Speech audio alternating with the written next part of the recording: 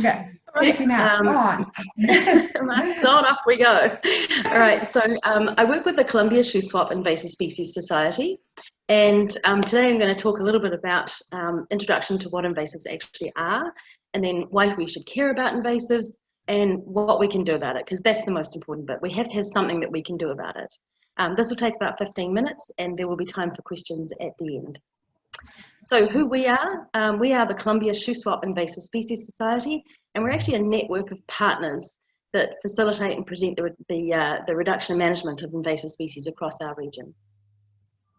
So our main goal is to educate and engage people about invasive species and to give them the idea of what the impacts can be so they can help to reduce the spread. And we also do operate an invasive species management program.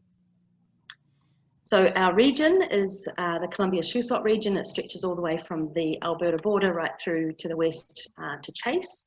And as you can see there, we're one of a number of invasive species groups across the province. And we actually interact a lot with different invasive species groups across the country as well, and internationally, especially with invasive species groups that also work within the Columbia Basin watershed. So what is an invasive species? Well, invasive species are not from here. They're from somewhere else. Doesn't matter where else, just somewhere else. They can be animal, plant, insect, even a microbe. And they have to have some sort of negative impact to be considered invasive. And that impact can be social, environmental, or economic. So are all invasive, non-native species invasive? Well, no, I'm not native to here and I'm not necessarily invasive. And these other species here, cows, tomatoes, and wheat, they're also not native. They're from some other part of the world, but they are not invasive because they don't have invasive tendencies or characteristics. So what is it that makes an invasive species invasive? Well, they have particular characteristics, one of which is that they tend to have many offspring. So this here is a plant called purple loosestrife. It loves to live in wetlands. In fact, there is a small patch of this plant in the Columbia wetlands, and we're trying very hard to make sure it does not become a large patch of this plant. It can have up to 300,000 seeds per year, so you can imagine how fast it can spread. Invasive mussels, which we'll talk about a little bit later on as well, these are the shells of mussels actually, and you can see they're washed up in this massive bank on the shore of a lake. They can produce 1 million eggs per year, so the population can just explode exponentially. Yeah. Invasive species also can spread really easily and effectively. Now, it's not the dog that's invasive here, it's the little burrs on that dog's ear. Those are the hooked seeds of the burdock plant. And that dog, if left to transport those seeds, will create a pathway of those plants right through its environment where those seeds drop away as it goes. It's important if you do have these burrs on your person or on your dog or on your trouser or whatever to make sure that you actually put those seeds in the garbage rather than let them continue to just drop off. So this plant here doesn't actually need any animal help to transport itself. This one can, under its own power, it can throw its seeds up to about 10 meters. So this is the Himalayan balsam exploding seed pods. And this one here, zebra mussels again, you'll see this zebra mussels will crop up over and over again. These are one of our really worst invasive species, and they are here attached to the propeller of a boat. They would have attached to this boat while it was in an infested water body, and then they are entirely capable of sort of closing up their shells and withstanding a trip across country. So this boat could easily have come from the Great Lakes and be, these mussels could be alive even when they get to BC. So invasive species can also quickly establish and thrive in new areas. This is Japanese knotweed, otherwise known as false bamboo. And this plant actually is a very fast growing plant, but it can establish from any part of itself. So if you were to mow this plant, any little fragment as small as a pea could actually grow into a new plant, and you'd have 1 million new plants. This is Eurasian water milfoil. This is a submerged water plant. And again, any small fragment of this plant can grow into a new plant. So if you take a boat and drive through it and you get some of this plant on your propeller, then it will transfer to a new place quite happily. Invasive species usually lack natural predators as well. So this is spotted knapweed. You might see this a lot around Golden. This tastes really bitter to livestock and to wildlife. And so they preferentially will eat other species around it and therefore this species will become really, really a monoculture. This one here is leafy spurge. It has a milky sap on it that can cause sores around the mouths of the animals that eat it. So again, animals preferentially don't eat this species, and it eventually takes over. So we know that they spread easily, they grow fast, they invade new areas, but why should we care about them? Well, typically they have really significant negative impacts. They can impact property and lifestyle. So this here is the European fire ant. It's aptly named because it has a very nasty bite. It also can create extremely high densities. So in your backyard, you can end up with a nest of these species every few meters, and that makes your backyard a complete no-go zone. So it can actually reduce property values. Here we are again talking about the knotweed again. This is another one of the very high priority invasive species. This species is capable of breaking through concrete with its roots. So it can damage roads and bridge foundations. It can damage the foundation of your house, and it seeks water, so it typically damages septic systems. And this one actually is known to cause some significant neighbour disputes in places where it's across borders with a neighbour. End up in court and all sorts of difficult things with this plant. You wouldn't think with just a plant that it could be that bad, but actually it really is. Oh my. Yeah, well, if the plant screwed up my septic system, I would be pissed. All right. Yeah, exactly. Or your foundation, that's a horrible fix. Yeah. I mean, people plant it right beside their house, and then what happens is that it really does cause a lot of damage, and it's very challenging to get rid of without the use of herbicides, unfortunately. Okay. So invasive species can also have really strong environmental impacts. This is a beautiful, diverse wildflower meadow. These are all local species to BC, and they produce a good, diverse ecosystem that has food for animals and is a sort of sustainable system. Unfortunately, what we can have is something like orange hawkweed, which can invade this kind of diverse wildflower meadow and create a monoculture. So when you have a monoculture, you're not getting the diversity, but also this plant is also inedible to wildlife. So what you end up with is this kind of desert where it looks pretty, but in fact there's no food there for the local wild animals. So invasive species can also really impact our recreation and tourism. This is a plant, again, Eurasian water milfoil. It's one of our real nasties that we can have in a lake. This has 5 meter long stems that essentially can grow in water, to a depth of about 5 meters. And those inshore areas can become unusable because you cannot boat through the stuff, you can't swim amongst it. And it forms these incredibly dense mats that are really quite challenging. Costs a lot of money just to manage it. The Shuswap Lake has a management program for this plant, which costs a lot of money every year, and is it's a challenging thing to run. And we can't actually get rid of it. We only know how to manage it. We don't know how to remove it.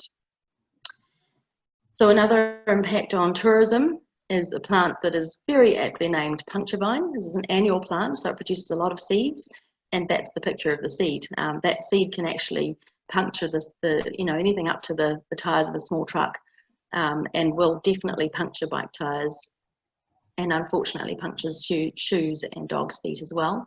So it makes trails pretty unusable, and it's very easy to spread. As you can see, you ride through it and you pick up a dozen seeds on your tires, and you drop them off further down the trail. So very important to make sure that we don't accidentally carry seeds with us to new regions. So it can impact wildlife and domestic animals. These are actually bats. So we saw the burrs on the dog earlier. Probably didn't upset that dog too much, but if you're a small animal like a bird or a bat, it can be deadly. So burdock, although a lot of people think, oh, it's just burdock, it'll be fine. In fact, that's a death sentence to some of our smaller animals.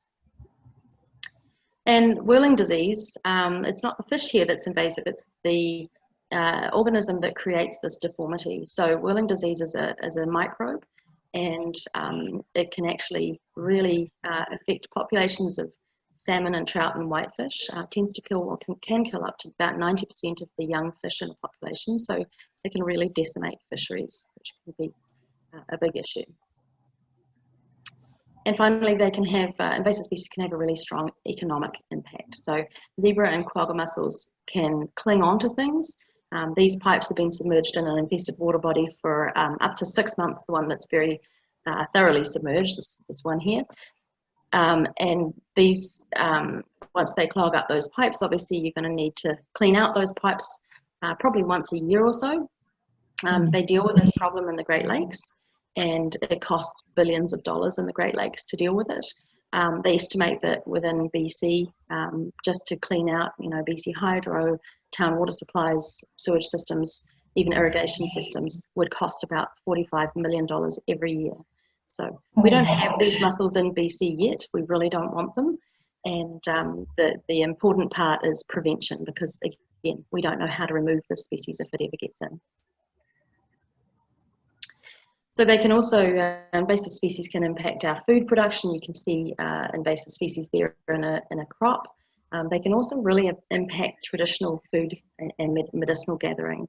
So, if you've got people who survive on traditional food, then invasive species can really impact their ability to feed themselves and get their normal medicinal plants.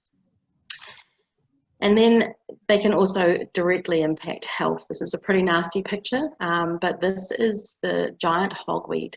So giant hogweed does hit the news every now and again as being a really dangerous plant. You can see that it's twice as tall as a person. Now, we do have a native species that's very similar and actually is slightly toxic itself. Our native species is called cow parsnip, but it's about the height of a person, not twice the height of a person. It also tends to flower in sort of, early July or late June, whereas this one tends to flower later into July or August. But you can see here that what happens is that you get a pretty nasty burn from touching this plant, and it's actually what's called phototoxic. So if you get the sap on your skin and then expose yourself to even moderate sunlight, you get the worst sunburn in the world. And you can see 5 months later, there's still some significant scarring there. So very dangerous plant, and not one to be trifled with, and definitely not one we want to spread around. That plant's not here, right? That one's not here. No, we do have. There are a couple of small infestations in salmon arm, but there's a lot of it on the coast. So we do. I was gonna say I've seen a lot of it around Squamish and Vancouver. So just avoid it, kind of. Yeah, stay away. Definitely avoid it. I would definitely avoid it. But important, very important, not to be transporting things, not to be transporting seeds. And seeds are so easy to transport accidentally because they're so small. So anyway, so how do invasive species invade new places? Why weren't they just always here? Well, they tend to hitch a ride with human beings. So that's why I'm talking to you guys, because you guys are talking to people who are traveling through the environment. This is actually not a road map of BC, although it does look a little bit like a road map. It's actually a distribution map of common tansy, which is an invasive species. And you can see clearly that the species follows the roads. So it's definitely following us. And here's the global transportation system, which may look a little different now with COVID-19, but this is our old normal, and potentially our future normal again. So you can see that we really do travel an awful lot, and whether we're not traveling internationally or not at the moment, we're still doing that local travel on the highways and so on. So we talk about pathways of invasion. How do these things get to places? We know about the pathways of invasion. Then we can actually create a block to those pathways. So can we change our behaviour to reduce the spread of these invasives? Well, yes, we can. Every time we want to go play, we clean before we go. So we have a program called Play, Clean, Go. And these images here just give us an idea of some of the ways that things can be transported. So you've got a dog there covered in some sort of nasty sticky burrs. You've got your vehicle on it. You've got a tent that may have seeds on it. You've got bikes with mud and boots with mud. All of those things could potentially be carrying mud and seeds with them. And so we ask to clean the boots, bikes, gear, whatever it is, after you've left a muddy trail. So you're making sure you're not carrying new seeds to a trail or from that trail. Check your vehicle and equipment and just remove all the seeds and mud before you travel on. So you essentially just don't carry seeds home. And you may see the Play, Clean, Go signs that we've got around some of the trailheads in Golden. They're usually associated with a little brush. So, please use the brush to make sure that you're, taking off all the mud and seeds before you go up any trail. And what I'm wanting you guys to do is to sort of be aware of this, and if the opportunity arises that you're talking to some tourists, then to say, hey, this is something we'd like to see you do too. A second program is called Clean, Drain, Dry, and obviously that's associated with boats. And that's any boats, not just small boats, not just big boats, everything. So right from a paddleboard up to a luxury liner, everything must be cleaned. So removed all the weeds and things, all the mud off the boat and trailer as well, and then drained. So no fresh water standing in any part of the boat, and then dry before it goes into a new water body. So every time we transfer from one water body to another, we want to take those 3 steps to prevent the spread of invasive species. And then zebra mussels are a little different. They are very small. They're usually about the size of a dime, so really quite small. They are freshwater mussels, so they're not from the sea, although they look a lot like sea mussels, and they cling on to things. So not to be confused with our native mussels, one of which is the Rocky Mountain ridged mussel, which is actually an endangered species. We have 12 species of native mussels in BC, and all our native mussels, they just sit in the water, and they're much bigger. So you can see they're the size of the palm of a hand as opposed to the size of a dime. But the main difference is that they sit on the floor of the lake or river, and then the invasive mussels cling onto things. So we don't have those invasive mussels in BC. We really, really don't want them because we can't get rid of them if we do get them. So prevention is key. And we have the mandatory inspection stations across the sort of eastern and southern borders of BC. As you know, there's one there at the visitor centre in Golden.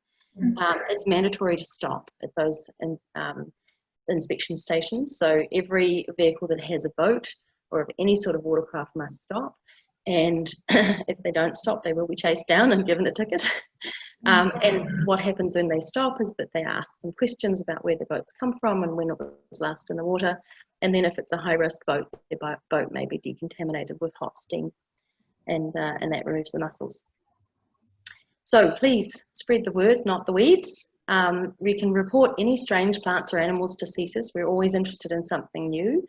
And we also have a fantastic app for invasive species. So this is available for all smartphones, whether they're Android or iPhone. You can go to the App Store and search up Report Invasive Species. And essentially what that does is it downloads a free app for you that is picture-based. So you can just look and see what you want to find. It's got all the different categories of invasive species, so plants, animals, fish, and so on. And within the app, like I say, it's picture-based.